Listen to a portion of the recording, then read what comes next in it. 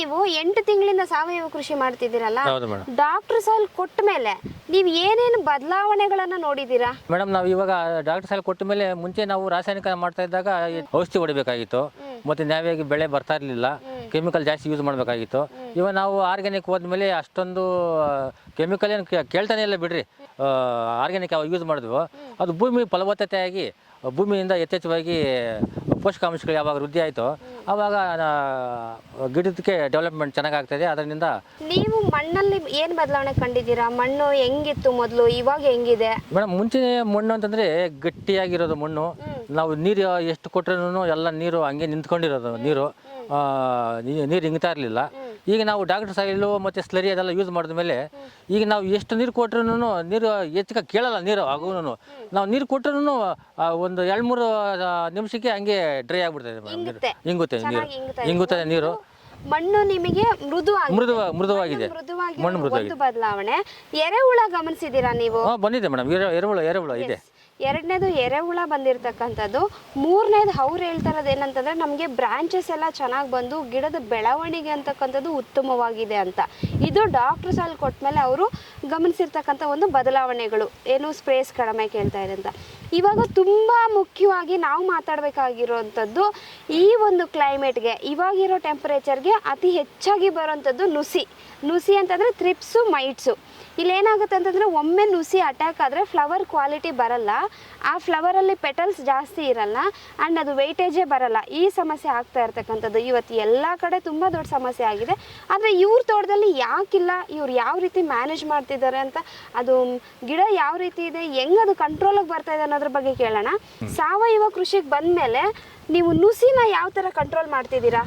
Madam ನುಸಿ ಬರೋಂಥ ಕಾರಣನೇ ಇಲ್ಲಲ್ಲ. ಅದು ನಾವು ಯಾವಾಗ ನಾವು ರಾಸಾಯನಿಕ ಬಿಟ್ಟು ನಾವು ಯಾವಾಗ ಆರ್ಗ್ಯಾನಿಕ್ ಹೋದ್ವಿ ಅದಕ್ಕೆ ಬೇಕಾದಷ್ಟು ಹೆಚ್ಚಿಗೆ ಪೋಷಕಾಂಶಗಳು ಯಾವಾಗ ಬೇಕಾದಷ್ಟು ಸ್ಟೆಮ್ಮಾಗಿ ಗಿಡಕ್ಕೆ ಬಂತು ಆವಾಗ ಬಂದಾಗ ನುಸಿ ಅದು ಇದು ಅಲ್ಪ ಸ್ವಲ್ಪ ಇರ್ಬೋದು, ಅಷ್ಟೊಂದು ಹೆಚ್ಚಾಗಿ ಏನು ಕಾಣಿಸ್ತಾ ಇಲ್ಲ ನಮಗೆ.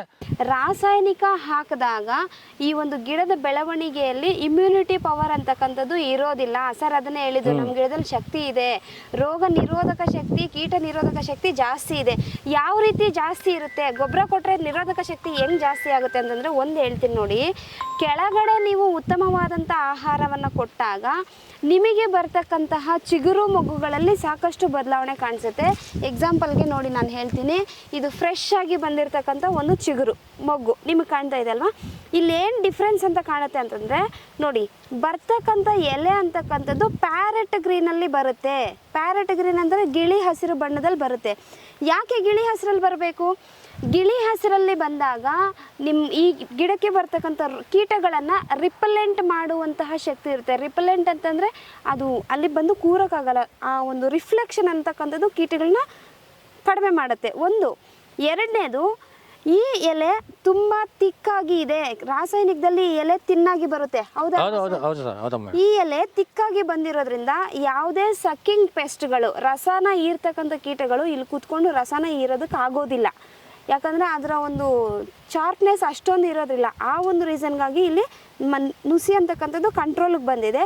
ಮೂರನೇದು, ಈ ಒಂದು ಹೂಗಳಿಗೆ ಕೀಟ ನಿರೋಧಕ ಮತ್ತು ರೋಗ ನಿರೋಧಕ ಶಕ್ತಿ ಇರೋದ್ರಿಂದ, ಸ್ಟೆಮ್ ಹೆಲ್ದಿ ಆಗಿರೋದ್ರಿಂದ ಏನೇನು ಪೋಷಕಾಂಶಗಳು ಬೇಕೋ ಎಲ್ಲ ಹೋಗ್ತಾ ಇರೋದ್ರಿಂದ ಏನಾಗುತ್ತೆ ಅಂತಂದರೆ ಇದು ಪ್ರಾಪರಾಗಿ ಉಸಿರಾಡ್ತಾ ಇರೋದ್ರಿಂದ ಕೀಟಗಳನ್ನು ಕಂಟ್ರೋಲ್ ಮಾಡ್ತಕ್ಕಂತಹ ಕೆಲವು ಟಾಕ್ಸಿಕ್ ಎಲಿಮೆಂಟ್ಸ್ನ ಅದು ಹೊರಗಡೆ ಬಿಡ್ತಾ ಇರುತ್ತೆ. ಅದು ಬಿಟ್ಟಾಗ ಏನಾಗುತ್ತೆ ಅಂದರೆ ಯಾವುದೂ ರೋಗ ಕೀಟ ಇಲ್ಲಿ ಬರೋದಕ್ಕೆ ಸಾಧ್ಯ ಆಗೋದಿಲ್ಲ. ಇಷ್ಟೆಲ್ಲ ಇಲ್ಲಿ ನಡಿಬೇಕು ಅಂತಂದರೆ ಪ್ರಾಪರಾಗಿ ಮಣ್ಣಿಗೆ ಕೊಟ್ಟಿರಬೇಕು. ಮಣ್ಣು ಆರೋಗ್ಯ ಇತ್ತು ಅಂತಂದರೆ ಡೆಫಿನೆಟಾಗಿ ಒಂದು ಗಿಡ ಅಂತಕ್ಕಂಥದ್ದು ಆರೋಗ್ಯವಾಗಿರುತ್ತೆ. ಸರ್, ನೀವು ಇವಾಗ ಸ್ಪ್ರೇಸ್ ಎಷ್ಟು ದಿನಕ್ಕೆ ಒಂದು ಸಲ ಕೊಡ್ತಿದ್ದೀರಾ?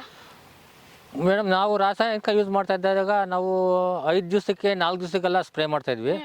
ಈಗ ಒಂದು 20 ದಿವಸಕ್ಕೆ 25 ದಿವಸಕ್ಕೆ ಒಂದ್ಸರಿ ಸ್ಪ್ರೇ ಕೊಡ್ತಾ ಇದ್ವಿ. ಒಟ್ನಲ್ಲಿ ನಿಮಗೆ ಸ್ಪ್ರೇಸ್ ತುಂಬಾ ಕಡಿಮೆ ಆಗಿದೆ. ಆರ್ಗ್ಯಾನಿಕ್ ಅಗ್ರಿಕಲ್ಚರ್ ಅಥವಾ ಸಾವಯವ ಕೃಷಿ ಅಂತಕ್ಕಂಥದ್ದು ಒಂದು ಮುಖ್ಯವಾದಂತಹ ಭಾಗ ಅಂತಾನೆ ಹೇಳಬಹುದು.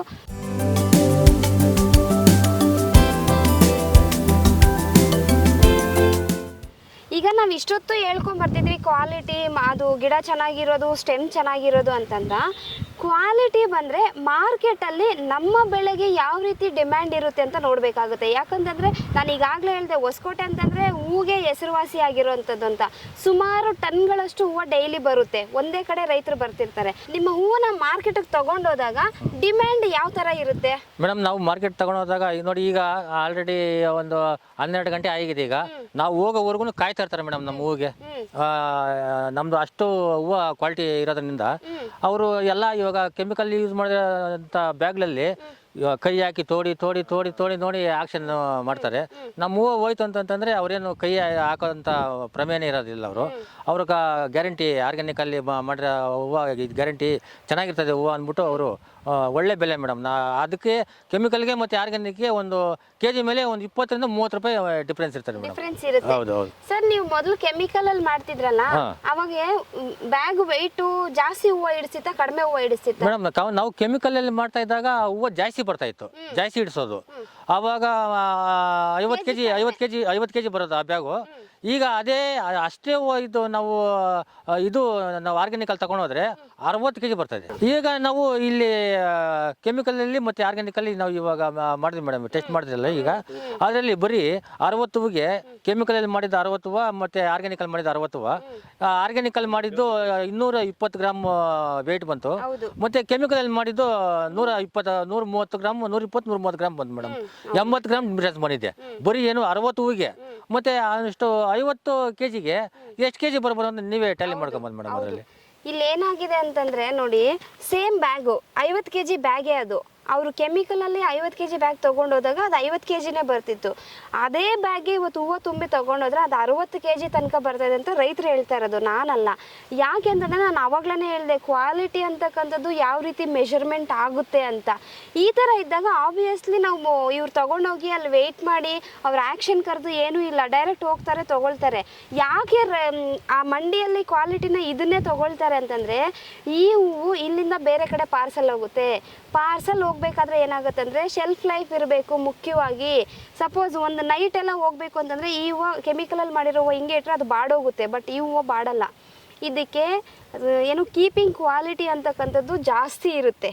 ನೀವು 15 ದಿವಸ ಇಟ್ಕೋಬೋದು, ಒಂದು ವಾರ ಇಟ್ಕೋಬೋದು.